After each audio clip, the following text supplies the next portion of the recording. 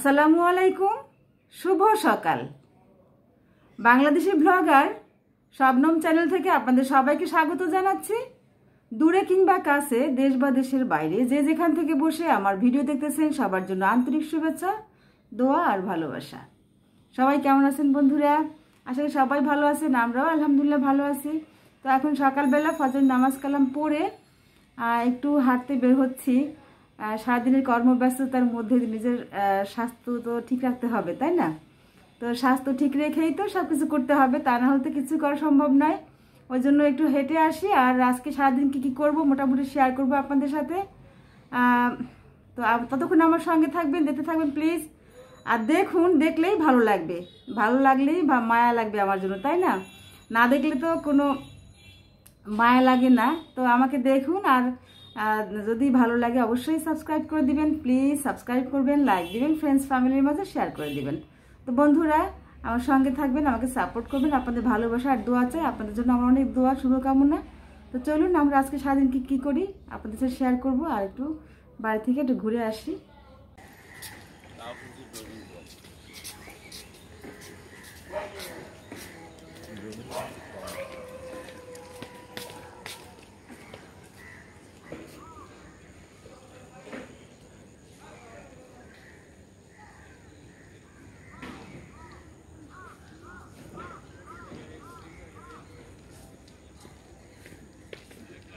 ওই একবেলা দুই বেলা রহিম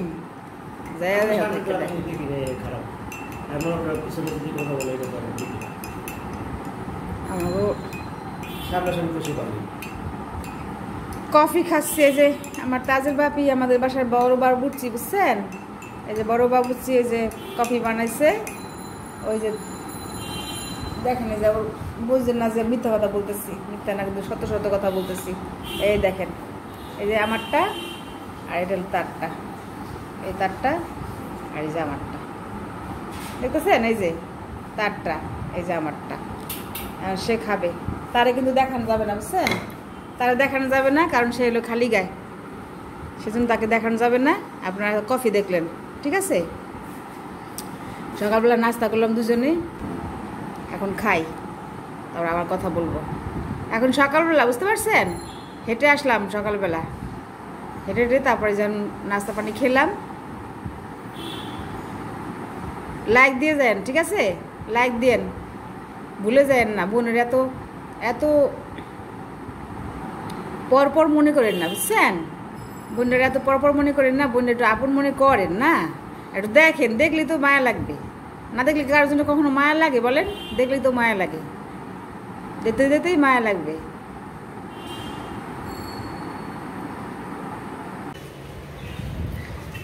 বন্ধুরা কারেন্ট চলে গেছে, তো আপনাদেরকে একটা জিনিস আমি দেখাচ্ছি। বারান্দায় এসে দাঁড়ালাম, বারান্দায় খুব একটা আসি না, শুধু কাপড় নাড়ার জন্য আসতে হয়, তাছাড়া সময় পাই না আসলে বারান্দা। আমার এত সুন্দর বারান্দা, এত বড় বারান্দা, বিশাল বিশাল বড় বড় বারান্দা।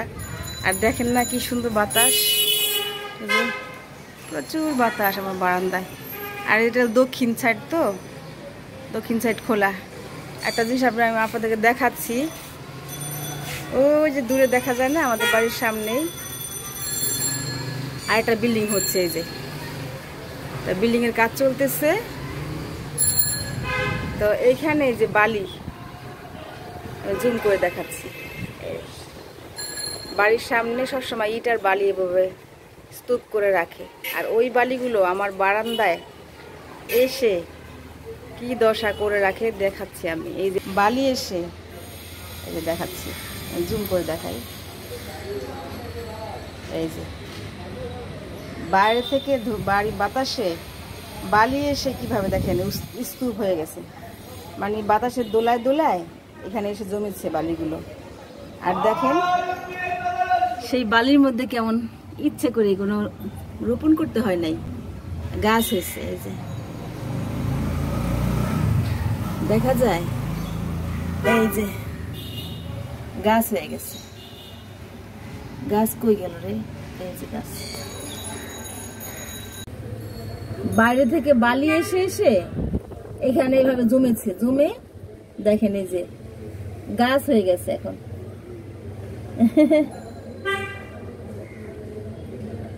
এটা কিন্তু লাগানো হয় না, এমনি এই বালির সাথে হয়তো বীজ চলে আসছে আর এরকম গাছ হয়ে গেছে।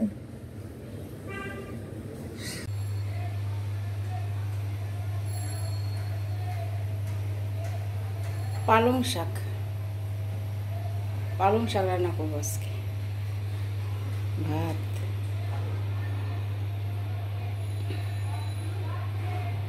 অনেকদিন পর পালং শাক রান্না করতেছি।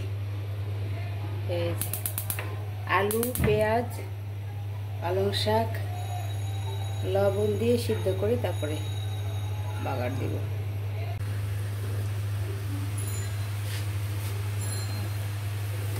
ঘি দিয়ে বাগার দিব। পেঁয়াজ, রসুন আর ঘি।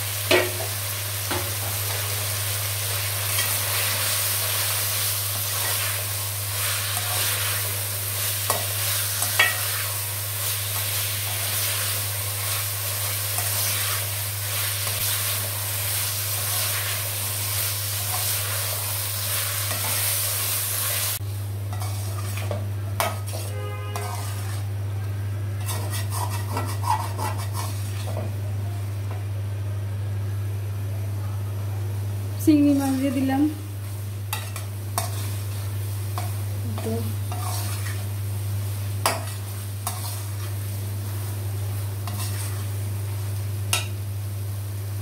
ভালো করে কষিয়ে তারপরে অল্প একটু পানি দিয়ে দিই, আস্তে হতে থাকবে।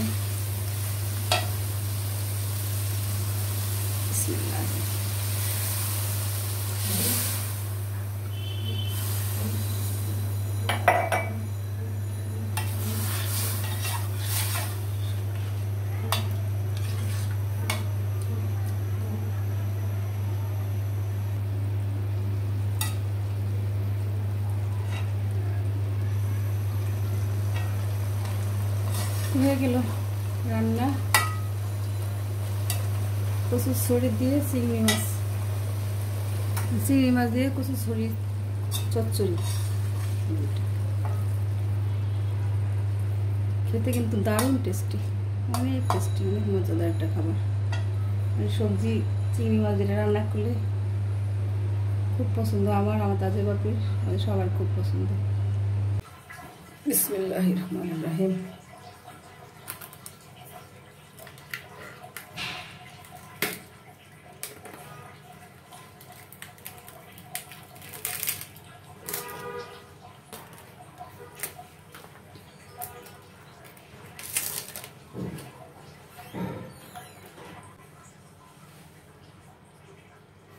ধুইতে হবে।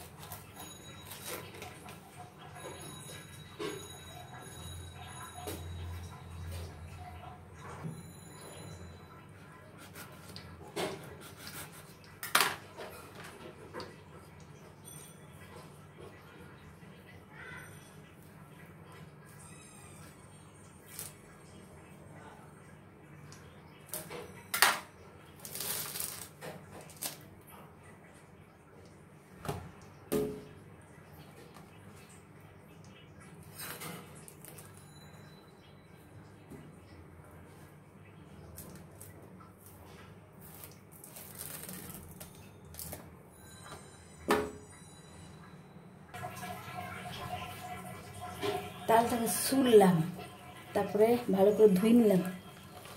এরপরে এখন দেখি কি করা যায়। আল্লাহু আকবার। এই যে 2 আটির তাল, ছোট ছোট, একটা আটি আর একটা আটি।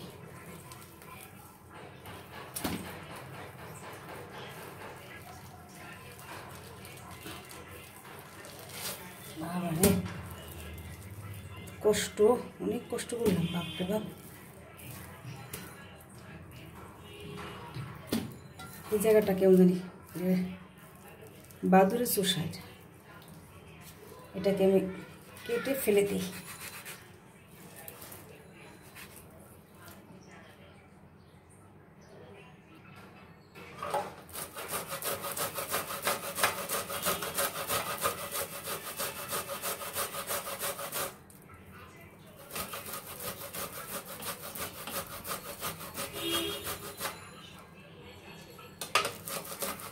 এটা দিয়ে ঘষি, ঘষতে ঘষতে দেখি কতটুকু কাঠ বের হয়।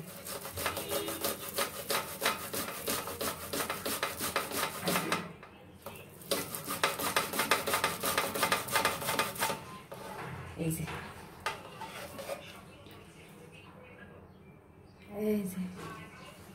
কাঠ বের হচ্ছে, এই যে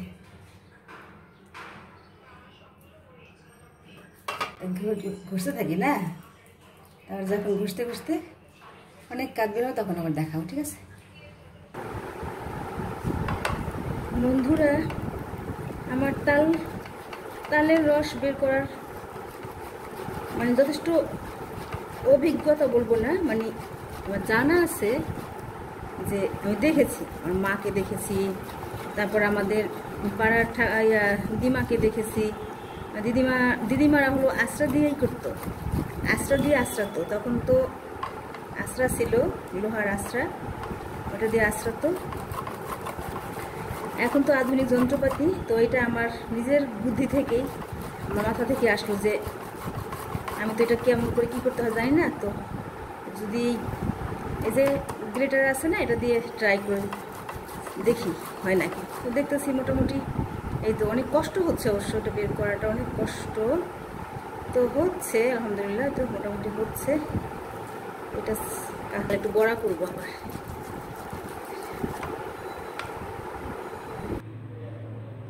এই যে বন্ধুরা, এই যে এই পরিমাণ কাজ হয়েছে একটা তালে, তো এটা এখন ছেঁকি। বিসমিল্লাহ।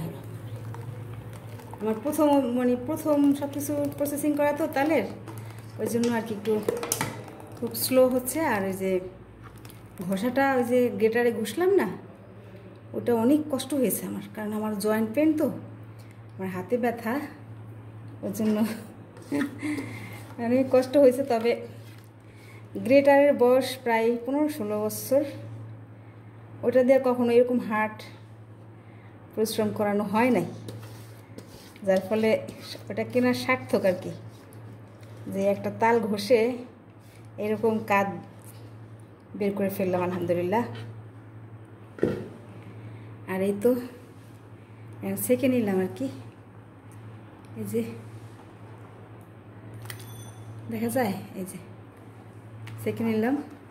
কাজ বের করা অনেক কঠিন কাজ বন্ধুরা, মনে করবো না যে সহজ, সহজে গোষ্ঠী মারি না, কারণ কোনো কাজে সহজ না, সব কাজে কঠিন। কিন্তু কাজ করতে হবে, কাজকে ভয় পেয়ে ঘরে বসে থাকলে হবে না, কাজ না করলে কখনো ভালো ফল আসবে না, এটাই সবসময় মনে রাখতে হবে। কাজের বিনিময়ে পারিশ্রমিক। আলহামদুলিল্লাহ, আল্লাহু আকবার। খুবই খুশি লাগতেছে এখন। একটা তাল তো পচে গেল, দেখলেন তো আপনারা না, একটা তাল তো আলহামদুলিল্লাহ পচে গেছে। আর আরেকটা তাল এটা রইল, বাস এটা ভালো, একটা সুন্দর ঘ্রাণ আসতেছে আর ভালোই। এটা তো হাড়িয়া তাল, তো হাড়িয়া তাল কিন্তু কালো হয় আর খেতেও সুস্বাদু হয়, গন্ধটাও দারুণ হয় আর প্রচণ্ড মিষ্টি হয়। তা এখন আমি তালটাকে এই যে হাঁড়িতে করে জাল করব, জাল করে তারপর আমি আপনাদের দেখাবো কীভাবে কী করতেছে। ততক্ষণ সঙ্গে থাকেন, ধৈর্য সহকারে দেখেন। আমার সমস্ত কাজে আপনারা হেল্প করেন, আমাকে দেখলে আমাকে হেল্প করা হবে ইনশাআল্লাহ। ঠিক আছে,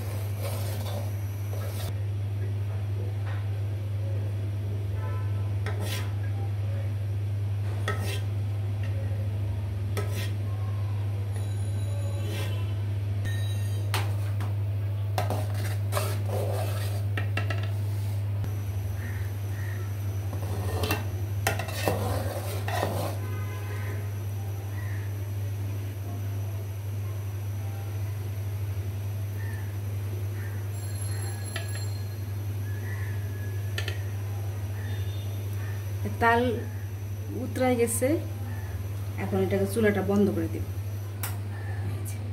চুলা বন্ধ করে দিয়ে তারপরে ঠান্ডা হবে, ঠান্ডা হলে তালের যে একটা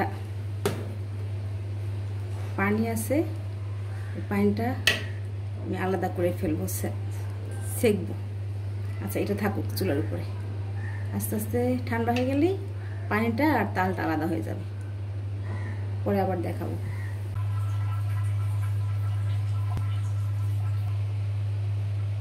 এই যে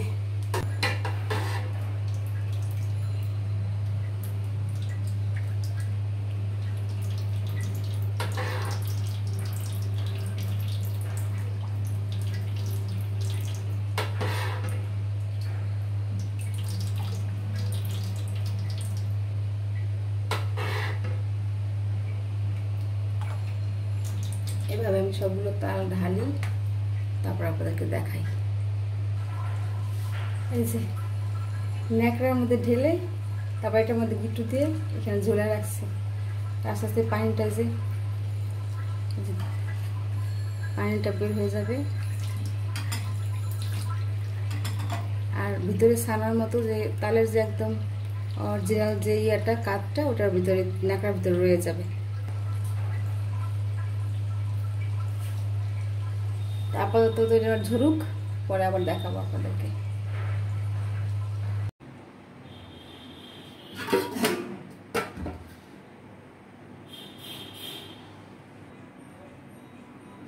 এই তো বন্ধুরা,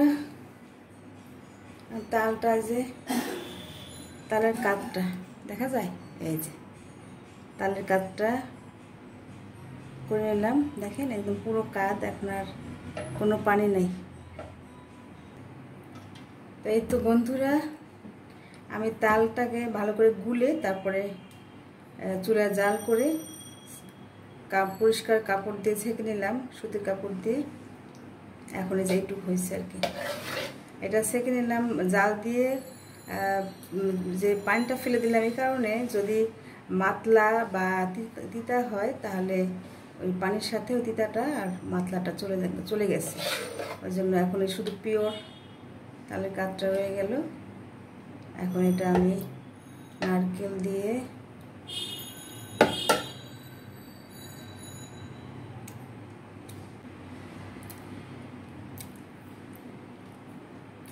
খুব একটা মিষ্টি না, তবে আছে, এমনি কিন্তু খারাপ না, আছে মোটামুটি, খুব যে ভালো বলবো তাও না।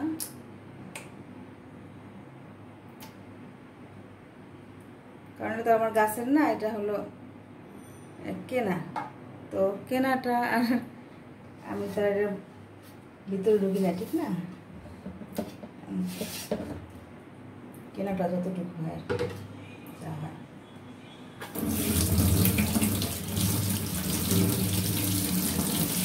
দেখি কি করা যায় এখন, ফ্রিজের নিয়ে বড়া বানাবো নাকি ক্ষীর করবো বুঝতেছি না।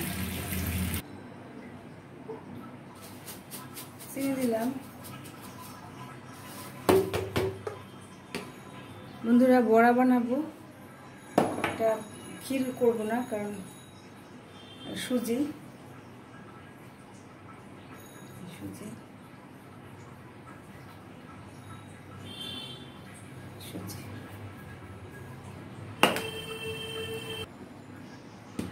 এরপর দিলাম চালের গুঁড়া।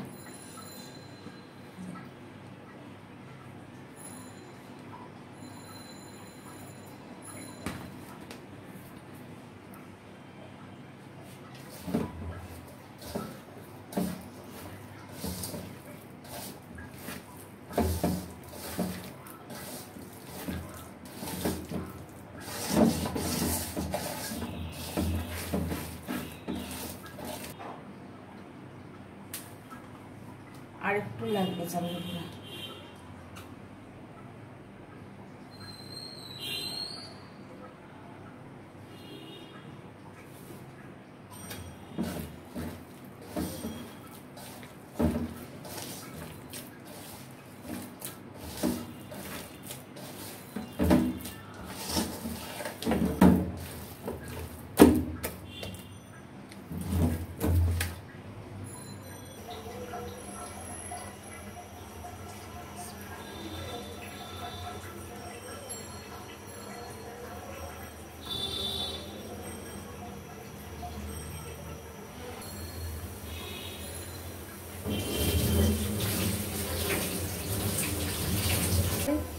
আপনারা দেখে থাকেন, ধৈর্য ধারণ করুন, আর ধৈর্য ধারণ করে দেখুন কি অবস্থা হয়, কেমন হয় না হয়, খেয়ে তারপরে বলবো। ভাজা হোক।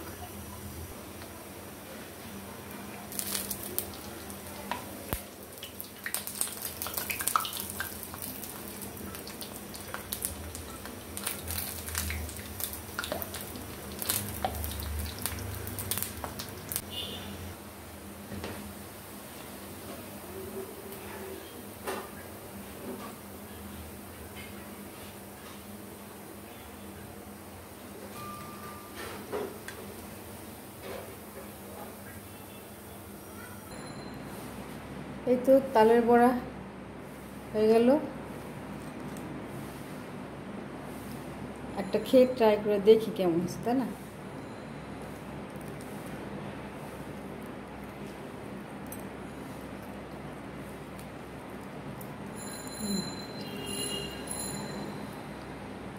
সুন্দর সিদ্ধ হয়েছে, ভালো, বেশ ক্রিস্পি, মচমচ করে।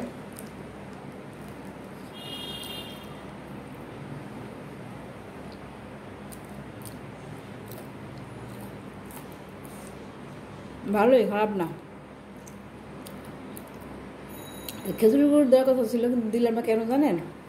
কারণ হলো খেজুরের গুড় দিয়ে অল্প আছে খেজুরের গুড় দিয়ে আমি একটু তালের ক্ষীর রান্না করব। আর তালের ক্ষীরটা আমাদের বাসায়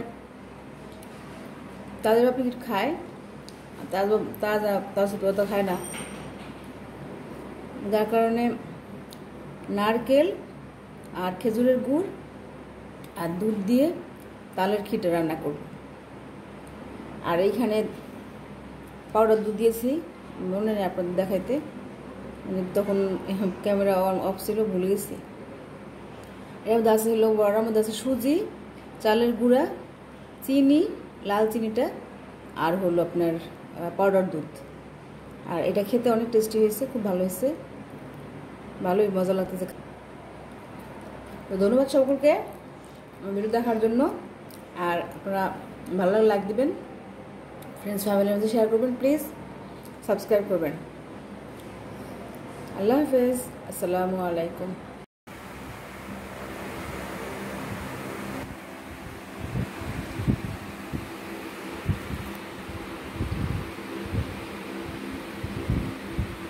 এই তো বন্ধুরা কাপড় কাচতেছি, এই যে কাপড় কাচতেছি, তারপরে এই যেগুলো কাঁচা হয়ে গেছে ভাসিয়ে ফেলেছি, এই যে এগুলো ভাসানো হয়ে গেছে এক বালতি।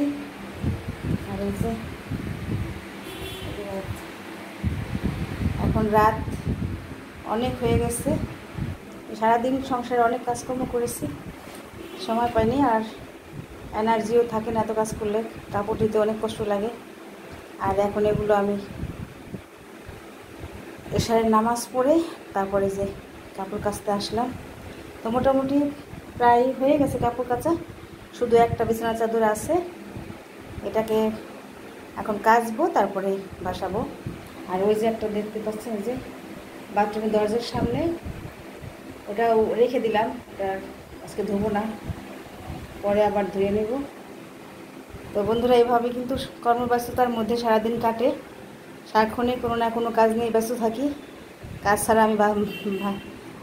ছাড়া আমি বাঁচতে পারি না, কাজে আমার জান, আমার বাঁচার প্রেরণা যোগায় কাজ। কাজ না থাকলে আমি অসুস্থ হয়ে যাই বেশি। তো বন্ধুরা আমার সঙ্গে থাকুন, দিকে থাকুন, প্লিজ ভালো লাগলে লাইক দিবেন, ফ্রেন্ডস ফ্যামিলির মাঝে শেয়ার করবেন। ধন্যবাদ সকলকে, আল্লাহ হাফেজ।